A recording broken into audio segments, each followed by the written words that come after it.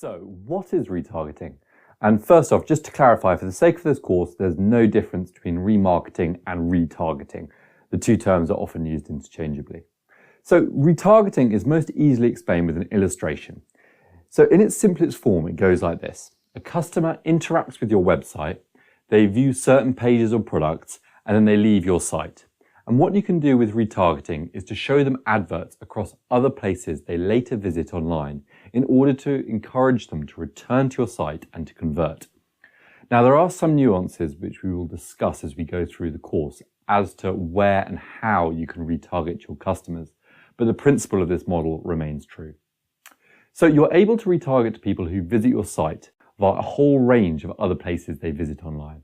So on social media networks such as Facebook or Instagram, or on other websites they visit via display adverts, or perhaps via videos on YouTube, or via the Google search results page.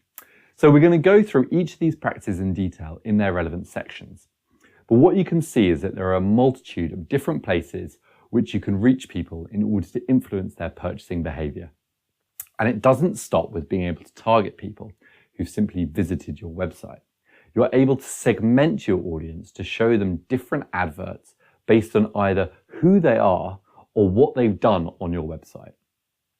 So this is where the real power of retargeting comes in, because you can show the correct ad to the right people at the right stage in their purchase journey to ensure that they have the highest chance of conversion. People often see retargeting as really complicated and advanced, but I'm going to show you just how simple and effective it can be. So without further ado, let's get going on developing your strategy.